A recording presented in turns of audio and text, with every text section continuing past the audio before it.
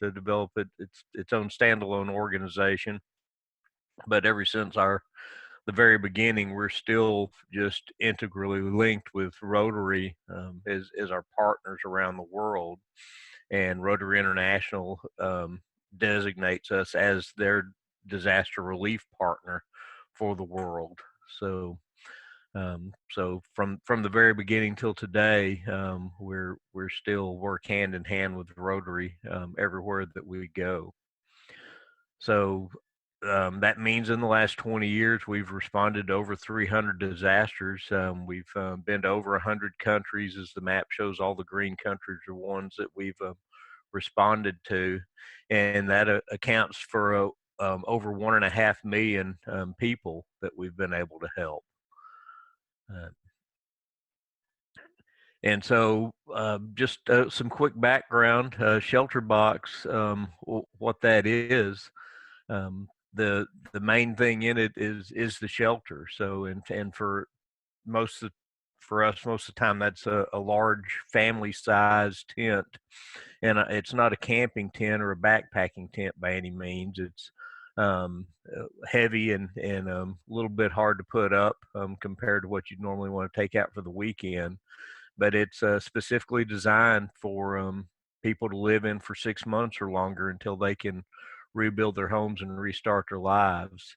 And so to do that, it's very heavy duty, designed to stand up to the harsh conditions. And so if you go to YouTube and put in Shelter Box, you can probably find a video of us wind tunnel testing it at 70-mile-an-hour winds and blowing rain at it and things like that. And that's everything that we take out in the world. We want to make sure it's top quality items that will last people for the amount of time that they need. So the tent has always been the star of our show, but the big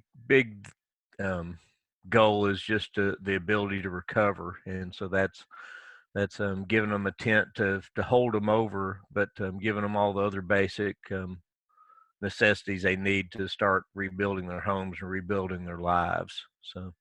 So once we get people out of the weather by sheltering them in a tent, then other life-saving items that can be included that we distribute.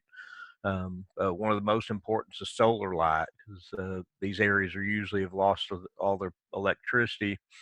And so with solar lights, it provides kids the ability to study at night. It provides safety and security by kind of chasing off violence. It kind of sneaks in the dark with crime, and then just the ability to walk down to the latrine, to be able to see animals and snakes and things that want to get to you. So the solar light that we currently use is the Luminade. So the one that you see in the picture there actually has a large enough battery and solar panel in it that after charging it up during the day, you not only get 8 to 12 hours of light at night, but you can also has a USB plug on it that you can recharge your phone. So,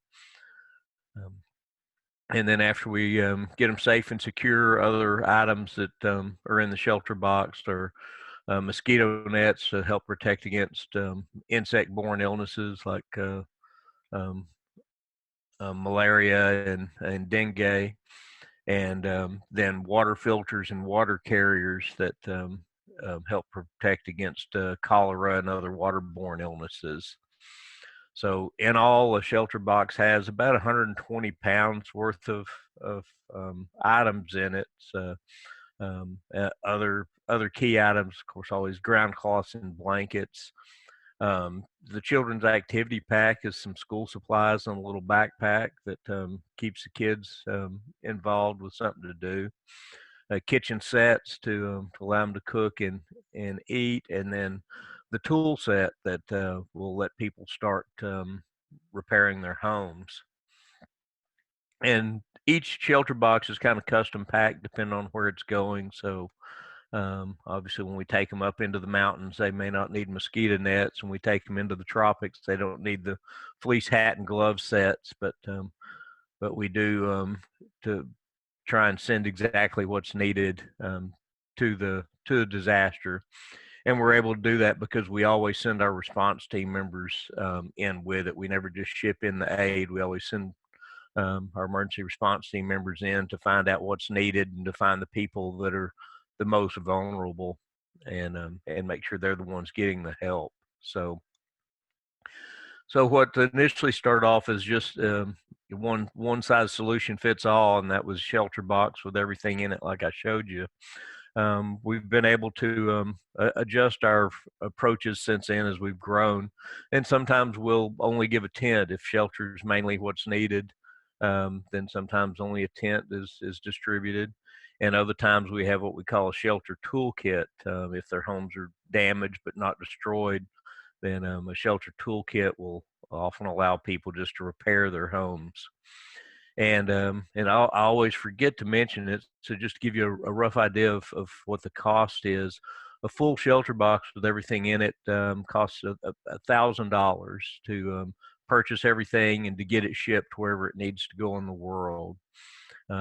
Whereas just the tent by itself would be more in the $500 range, and then our shelter repair kit are about $100 a piece to help out a family. So I just want to give you some idea of what it takes to get this stuff and get it wherever it needs to go in the world.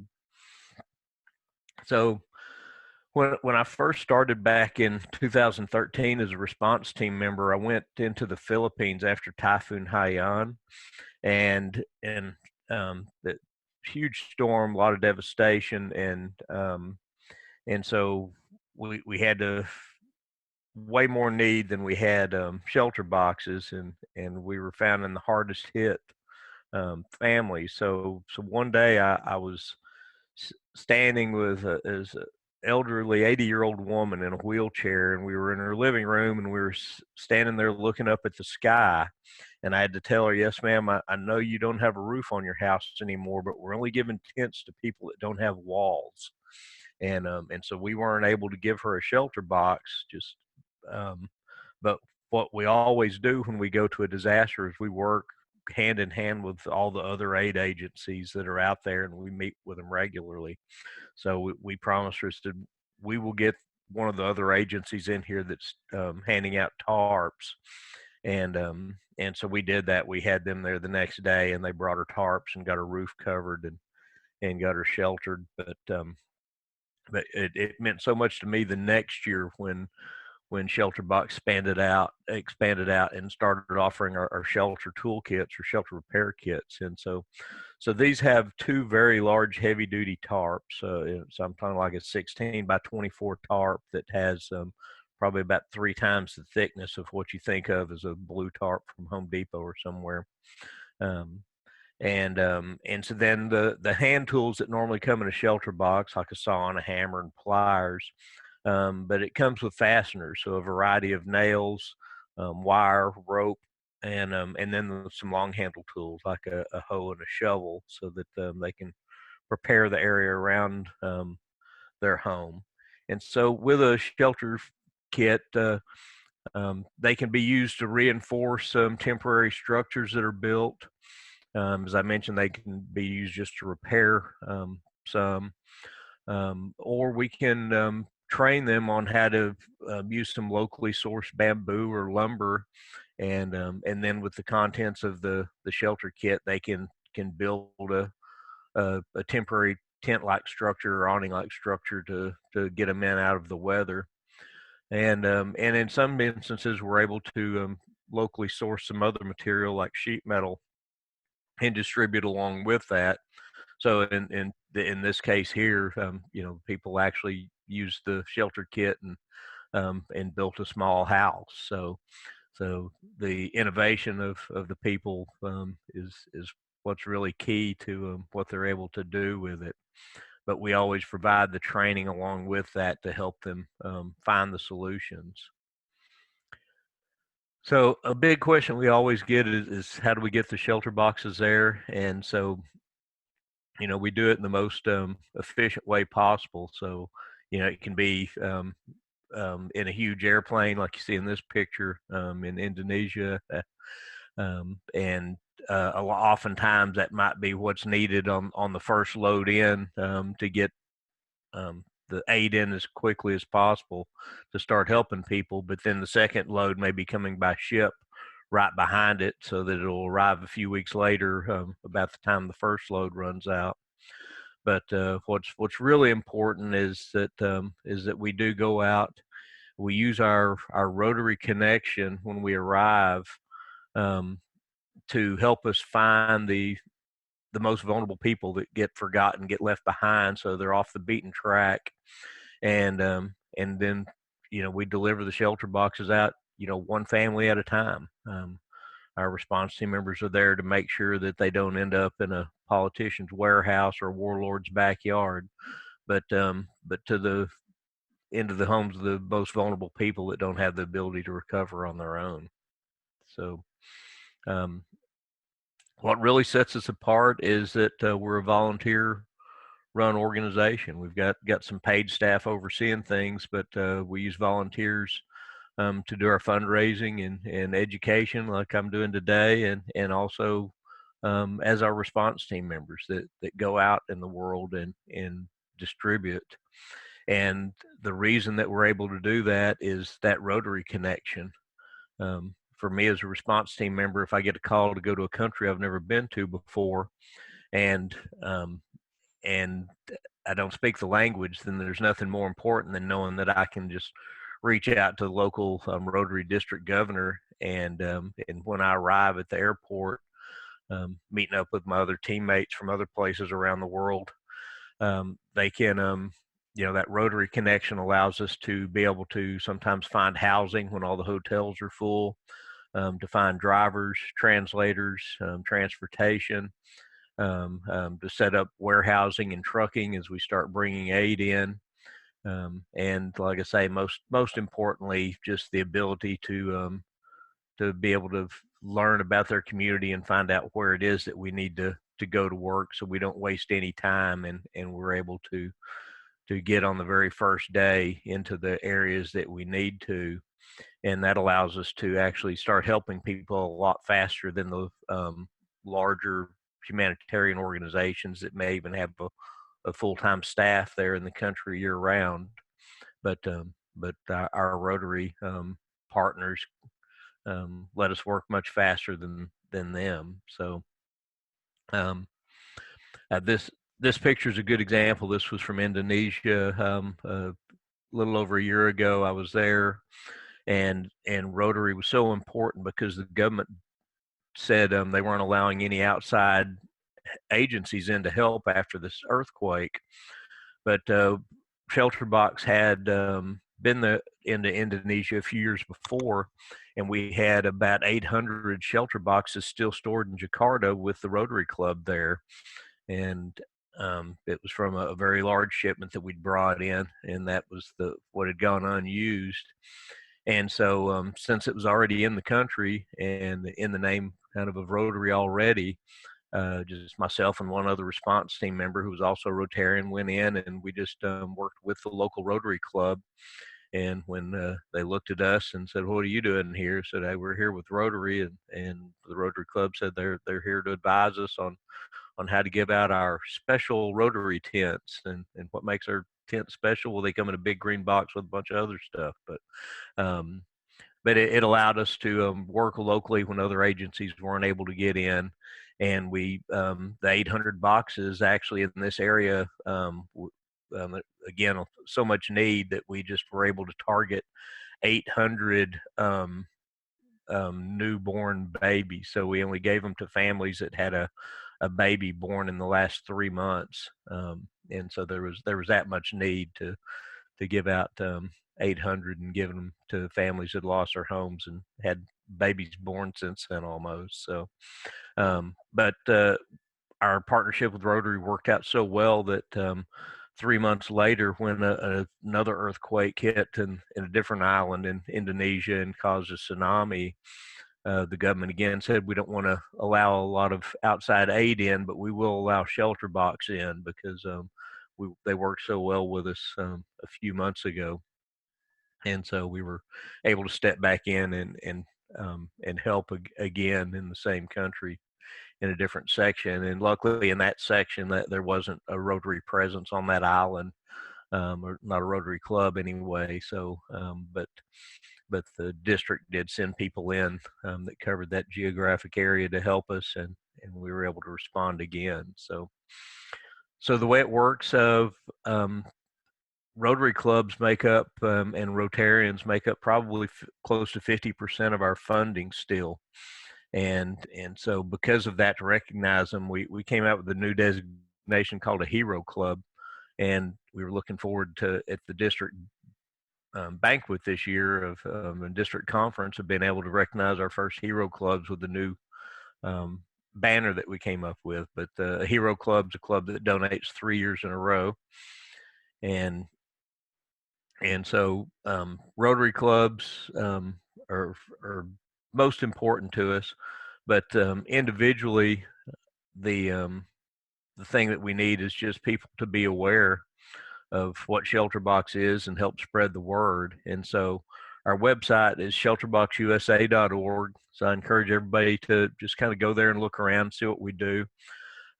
Make sure and go to shelterboxusa.org, because if you go to shelterbox.org, it's written in British and doesn't make as much sense. So Shelterbox USA, and then in the chat box, when I first started talking, I put in my contact information, but also there's some links that'll take you directly over if you want to sign up and get a newsletter once a month from us to know what's going on. Then, or if you want to volunteer or you want to donate, there's separate links that'll take you straight to each of those pages. But then all those pages can also be found just by starting at shelterboxusa.org. And so I mentioned the newsletter. So one of our volunteer roles is a club champion, and we kind of would like to have a club champion in every Rotary club.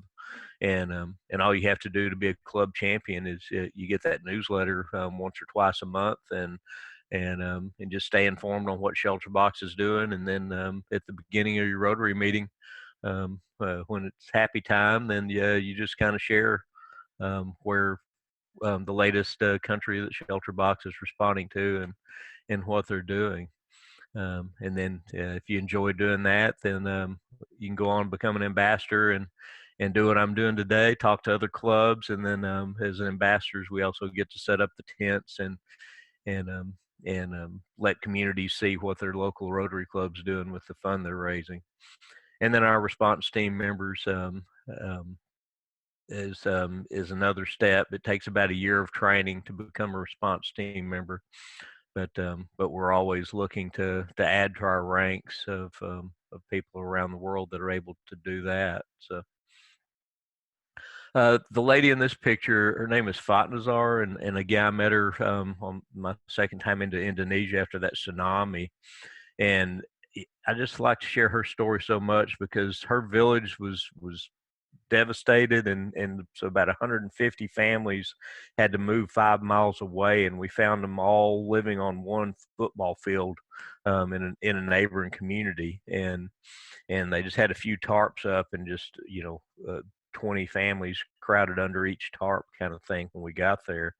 And so we provided 100 tents. We showed them how to put them up, and helped them get several up. And then we left, and we came back a couple of days later, and they had all 100 tents up and room left over on their football field for us to bring more. And we said, we'll bring more in. But as we were walking around and checking the tents, I found Fatnazar, and she was underneath the awning of the tent. And so her house had been destroyed by the earthquake, but the tsunami hadn't reached it, so it wasn't washed away. And that meant she was able to dig her sewing machine out from under the rubble. And so there she was, sewing away, making these beautiful dresses, using her skills to help the other families around her that had lost all their clothing. But the smile on her face just shows you that the tent wasn't just shelter and a new home for her family, but it was the ability for her to just kind of restore her faith and to be able to start helping her neighbors. And that's the one thing I try to share, but the best way I can do it is really just showing her face to kind of let you know what it is, that the help that we're able to put out there gives to everyone. So So I mentioned at the beginning, we're designated by Rotary International as our project partner. We also have highest ratings from Charity Navigator and the other agencies that rate charities. But it's a little more unique as we've now, for the last 2 years, we've been nominated for a Nobel Peace Prize. And so that's due to the work that we've been doing in Syria and in Central Africa, helping with the refugees from the Syrian war and also from the Boko Haram groups that have been displaced from their homes in the Lake Chad Basin in Africa.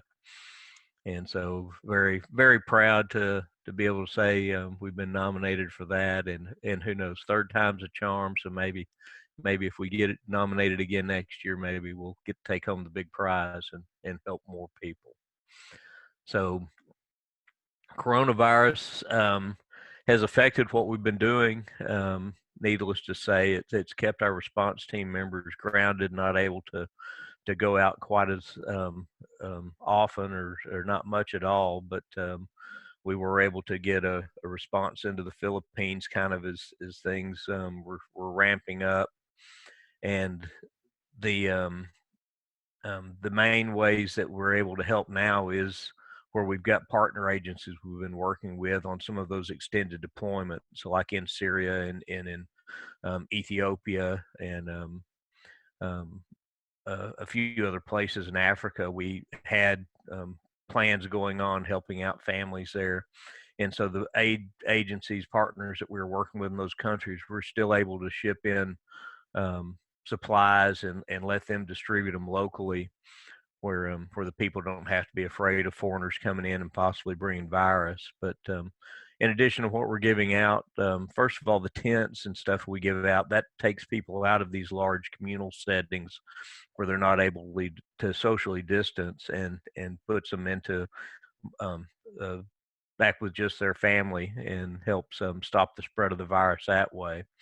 But we've added things like wash basins and soap as we distribute, and we're also giving out the education of how to clean and disinfect and help stop the spread of virus. So that education, along with the extra cleaning supplies when we distribute, is ways we feel like we can help quite a bit.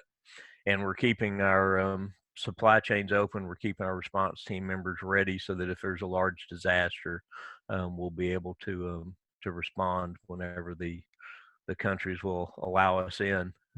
So the big problem we look at right now for me as a response team member is, what would normally I would go out for 2 weeks or 3 weeks. When they call up now, I would look at maybe having to go in quarantine in 2 weeks in a country before I was able to work for 2 weeks and then come back home and quarantine for 2 more weeks. So it literally becomes a couple of months of your life that gets eaten up. But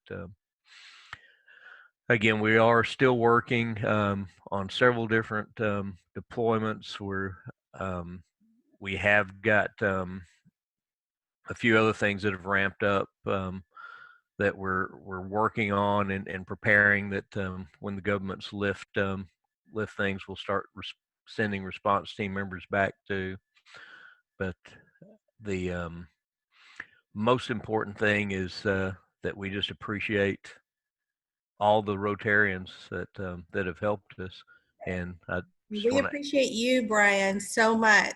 And I'm actually really glad that I get to share my president year with you.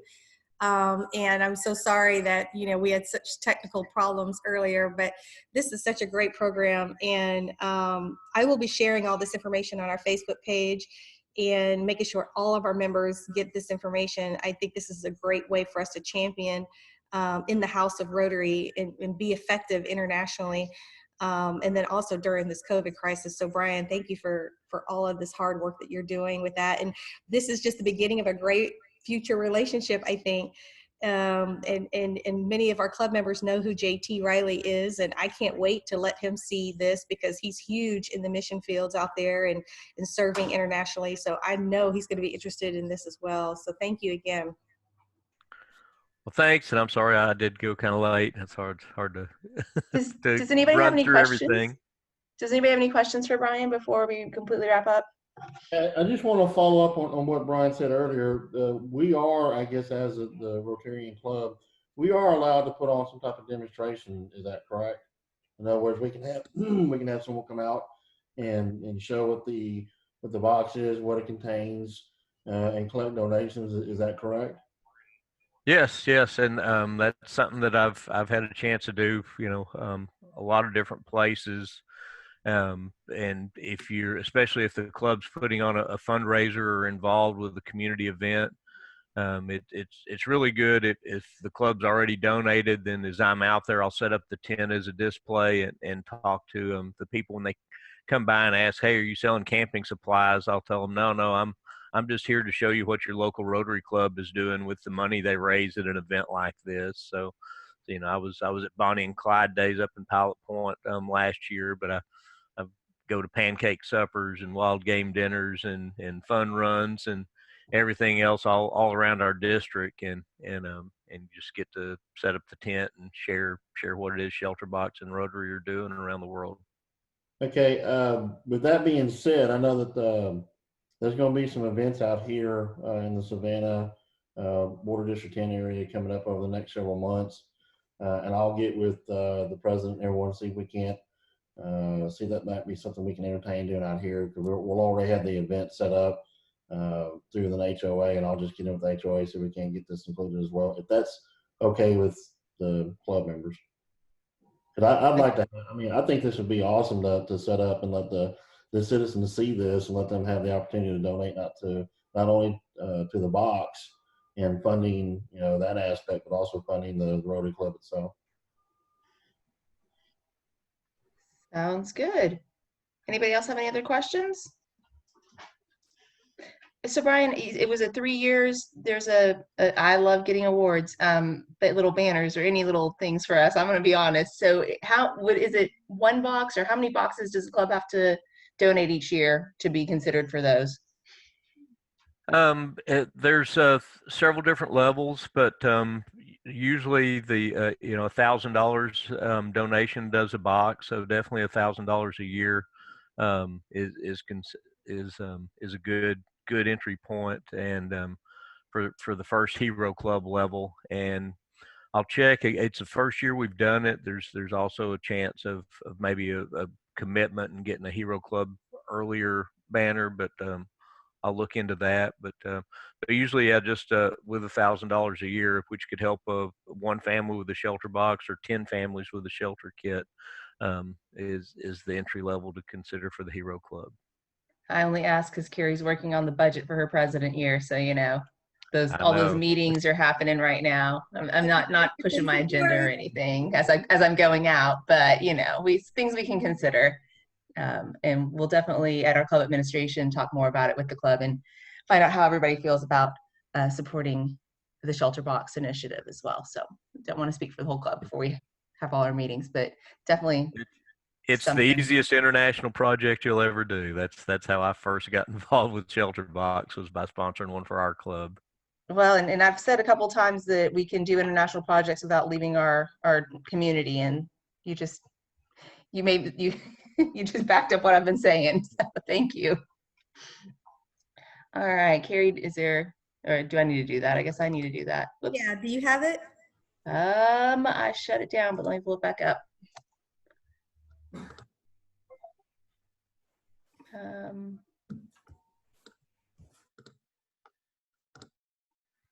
Well,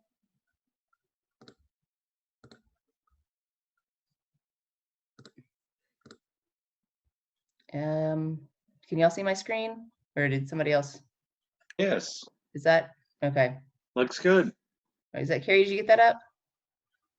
Okay, yeah, Carrie did. Okay, she beat me to it. All right, so who do I want to pull off unmuting? Do I have a volunteer, or I'm going to get to pick somebody? Okay. Let's get Brian, our speaker. Okay, Brian, do you want to lead us out on the four-way test? I'd be glad to. So all right. The four-way test of the things we think, say, or do. First, is it the truth? Second, is it fair to all concerned? Third, will it Will build it build goodwill and better friendships? Fourth, will it be Will it be beneficial to all concerned? And fifth, Have some Have fun, some fun. guys. Woo! Okay, since y'all are all on mute and I can't hear y'all saying it. All right, I'm gonna go and ring this bell. There Thank you go. Patty. Not quite as loud as the first time. For all the technical problems. Thank you. Y'all have a great weekend, and we will see you online. All right. Bye. Bye, Bye-bye. guys.